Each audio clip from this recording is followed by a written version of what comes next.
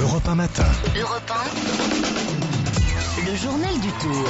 Et direction Bagnères de Luchon, d'où repart tout à l'heure la 16e étape du Tour de France au lendemain d'une nouvelle victoire française. Bonjour Bérengère Bonte.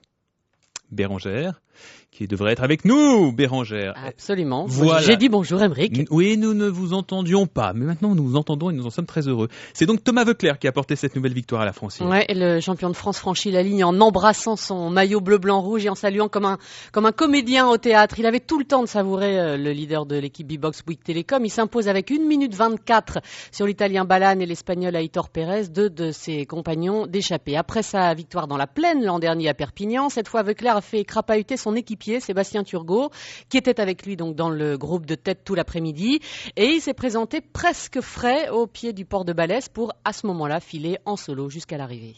C'est un drôle de type parce qu'il a toujours une belle histoire avec lui.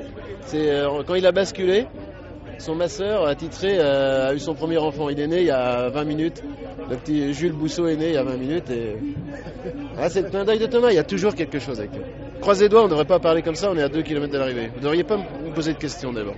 Voilà, là on était à 2 km de l'arrivée dans les coulisses avec Guillaume Garrigue qui a vécu ces derniers kilomètres avec le manager de Voeckler, Jean-René Bernaudot, qui se demandait s'il fallait prévenir Thomas Voeckler de cette naissance, et le bonheur donc à l'arrivée du héros. Avec le maillot bleu-blanc-rouge, pour les Français, j'ai remarqué depuis le début du Tour de France que c'était hyper important ce maillot, quoi. Il y a une fierté nationale et puis voilà, d'être à la hauteur des attentes. Je sentais bien de l'impatience chez les gens ces derniers jours quand j'étais à la traîne, mais le problème c'est que physiquement quand ça ne suit pas c'est très difficile. Le maillot bleu-blanc-rouge ou pas sur les épaules quand on galère, les gens qui ont fait du vélo savent voilà, que c'est hyper difficile. Alors aujourd'hui je suis content d'offrir cette victoire aux Français. Thomas Voeckler avec Loïs Ledu.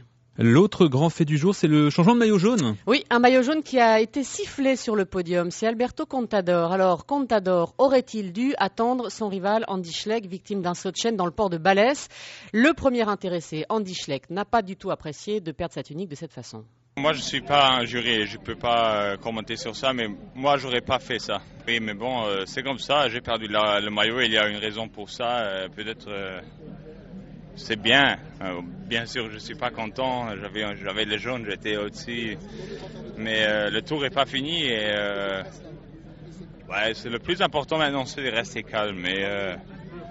Mais même si je suis maintenant en colère, je ne peux pas plus changer la situation. C'est comme ça. Mais le tour, c'est pas fini encore. Alors, dans le camp Astana maintenant, Vinokourov, qui était dans la roue d'Andy Schleck, dit lui qu'ils n'ont pas réalisé ce qui se passait. Je ne peux pas dire que je ne pense pas que c'est le problème. Lui, il n'a pas vu. Hein. Et c'est Alberto, il est passé parce qu'il voulait rentrer dans la roue, je pense. Après, peut-être personne qui l'a vu, Sanchez qui a contré, je pense, après. Et bon, c'est parti, il ne peut pas arrêter attendre Andy pour que les autres roulent devant. Bon, peut-être... mais je n'ai pas vu après ce qui s'est passé derrière. Mais bon, en tout cas, je restais dans la roue de Andy pour arriver. Voilà, et chez Astana, d'ailleurs, Yvon Sanquer, le directeur sportif, reconnaît quand même qu'il aurait préféré prendre ce maillot dans d'autres conditions. Laurent Fignon, vous dites-vous que Contador n'a rien à se reprocher? Écoutez, c'est toujours le même problème. Les sauts de chaîne, les chutes, les crevaisons, normalement font partie de la course. Le débat après est toujours un peu difficile. Dans le feu de l'action, on peut supposer qu'on n'est pas à s'arrêter. Il n'y a pas de règlement là-dessus. C'est toujours une décision difficile à prendre pour le coureur. Se relever, ne pas se relever. Je dirais que là, au moment où Schleck a son saut de chaîne, Contador est quasiment revenu. Il prolonge son effort. Il ne peut pas savoir que Schleck va s'arrêter. Donc, je dirais qu'il n'y a pas de polémique à avoir. C'est pas profiter. C'est malheureusement la course. On voit même que derrière, il est sur la réserve, il est gêné. Donc, je pense qu'il va au-delà de ce qu'il aurait pu faire et qu'il est assez fair-play. Précisément, il est un peu gêné quand même de prendre le maillot dans ces conditions-là. Est-ce que ça va l'obliger à une belle attaque, quelque chose qui tout d'un coup permettra d'oublier cette petite polémique? Je pense que de toute façon, même avec le peu de secondes qu'il a, il ne peut pas être assuré. Il va être obligé de nous faire quelque chose. Et Schleck étant très remonté, ça va donner une belle bagarre. Oui, les deux, dans les deux cas, sont obligés d'attaquer. Et finalement, tant mieux. C'est encore jouable pour Schleck? Oui, je crois que c'est jouable. C'était la première fois où il a réussi à porter une banderille sur Contador et à le décrocher. que se serait-il passé? C'est ça la vraie question. Est-ce que derrière, Contador aurait pu revenir, contrer? Est-ce que Schleck aurait pu prolonger? On ne le saura jamais. Donc, c'est partie remise dans le Tourmalet. Et finalement, c'est pas plus mal.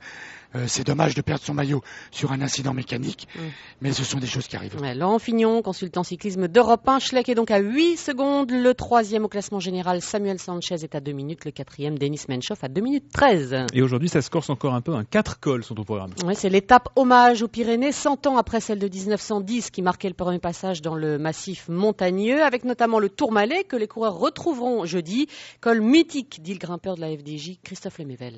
C'est un des cols les plus beaux de France. Je pense que dans les Pyrénées, le Tourmalet c'est le plus connu, c'est le plus mythique aussi. Donc c'est bien qu'on le passe 2 fois et des 2 côtés. Pour les 100 ans, ça va être vraiment quelque chose de beau et fort pour nous aussi. C'est le plus mythique, mais est-ce que c'est le plus compliqué? Le plus compliqué, en fait ça dépend des sensations du moment. C'est très compliqué quand même. Le Tourmalet, je pense que c'est un des cols les plus durs qu'on ait en France. Voilà, et on enchaîne direct avec le fou rire du jour. Un ancien Allons-y. champion de France, 1990, Philippe Louviot. C'est quelque chose que j'ai jamais dit à personne. J'avais jamais terminé le Tour des Flandres. Je marchais très bien Paris-Roubaix, mais jamais le Tour des Flandres. Et là, j'avais décidé de finir. Et en fait, j'étais un peu retardé. Et à un carrefour, il n'y avait pas d'agent de police pour me dire la direction. J'ai vu des coureurs au loin. J'ai pris la direction. Et en fait, je me suis retrouvé dans une course de junior. Et cette année-là, j'ai une fois de plus ne pas terminé le Tour des Flandres. Est-ce que vous avez trouvé l'arrivée finalement, la bonne route? Eh ben non, parce qu'après, quand j'ai vu que j'étais plus du tout dans la course, j'ai pris la direction de l'hôtel.